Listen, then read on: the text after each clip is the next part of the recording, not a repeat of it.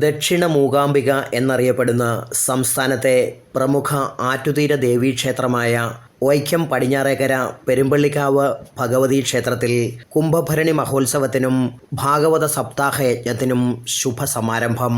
തിരുവുത്സവത്തിൻ്റെ 3-ാം ദിനത്തിൽ ഭാഗവത സപ്താഹ യജ്ഞത്തിനും തുടക്കമായി.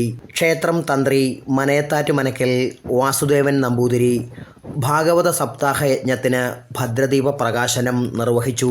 ഈശ്വര സമക്ഷത്തിലേക്കുള്ള ആത്മീയ സഞ്ചാരപഥം മനുഷ്യരാശിക്ക് സമ്മാനിക്കുന്നത് ഇഹപരശാന്തിയും സമാധാനവും സദ്ഗതിയുമാണെന്ന് തന്ത്രി വാസുദേവൻ നമ്പൂതിരി പറഞ്ഞു. ഭഗവാനെ അറിയുവാനും അനുഭവിക്കുവാനും ഭാഗവതത്തേക്കാൾ മികച്ചൊരു മാർഗമില്ലെന്നും വാസുദേവൻ നമ്പൂതിരി പറഞ്ഞു. ഇവിടെ നടക്കാൻ പോകുന്ന ഈ സപ്താഹ യജ്ഞം വളരെ ഭംഗിയായി നടക്കട്ടെ. ഭഗവാന്റെ കഥകൾ, മധുരമധുരമായ കഥകളും കേട്ട് നമ്മുടെ ജീവിതത്തിൽ ആ ഭാഗവത ധർമ്മം അനുഷ്ഠിക്കാൻ നമ്മൾ ശ്രമിക്കുക. ഉത്സവ ആഘോഷങ്ങളുടെ ഭാഗമായി ക്ഷേത്രത്തിലേക്ക് ദേശതാലപ്പൊലികളുടെ വരവും ആരംഭിച്ചു. വാദ്യഘോഷങ്ങളുടെയും മുത്തുകുടകളുടെയും അകമ്പടിയോടെ എത്തിയ ദേശതാലപ്പൊലിയിൽ നിറതാലങ്ങളേന്തിയ നൂറുകണക്കിന് വനിതകൾ അണിനിരന്നു. ഭാഗവത സപ്താഹ യജ്ഞത്തിന് ആധ്യാത്മിക പ്രഭാഷക കൂടിയായ മിനി മോഹൻ മുംബൈയാണ് കാർമ്മികത്വം വഹിക്കുന്നത്.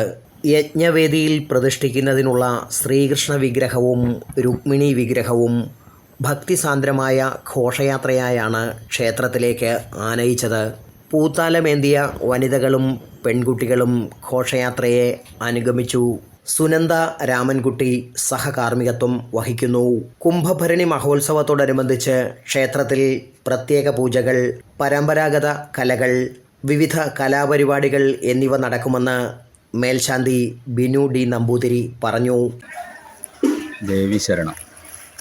പെരുമ്പള്ളിക്കാവ് ദേവീക്ഷേത്രത്തിൽ കുംഭഭരണിയോടനുബന്ധിച്ചുള്ള ആഘോഷ പരിപാടികൾ ആരംഭിച്ചിരിക്കുകയാണ്. അതോടൊപ്പം തന്നെ തുടർച്ചയായി ഭാഗവത സപ്താഹ യജ്ഞവും ദേവീ ഭാഗവതവും ഇവിടെ പാരായണം ചെയ്യാറുണ്ട്. ക്ഷേത്രങ്ങളിൽ പുരാണ പാരായണം യജ്ഞങ്ങളായിട്ട് നടത്താറ് പതിവുണ്ട്. ഇത്തവണ ഭാഗവത പാരായണം നടക്കുകയാണ്.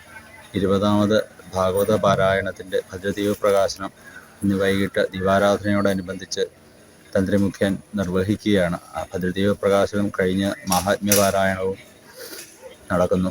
സഹസ്രനാമജപം, സമൂഹ പ്രാർത്ഥന, ഭജന, തിരുവാതിരകളി, തീയാട്ട്, സാമ്പ്രദായിക് ഭജൻ. സംസ്ഥാന നാടക പുരസ്കാര ജേതാവ് പ്രദീപ് മാളവിക നേതൃത്വം നൽകുന്ന വൈക്കം മാളവികയുടെ ജീവിതത്തിന് ഒരു ആമുഖം എന്ന നാടകം, മേജർ സെറ്റ്, പഞ്ചവാദ്യം, അഷ്ടപതി, ഗരുഡൻ തൂക്കം എന്നിവ ക്ഷേത്രത്തിൽ നടക്കും. ഉത്സവ സമാപനം വരെ ക്ഷേത്രത്തിൽ മഹാപ്രസാദമൂട്ടും നടന്നുവരുന്നു. മാർച്ച് 4-ാം തീയതിയാണ് ഉത്സവാഘോഷങ്ങൾ സമാപിക്കുക.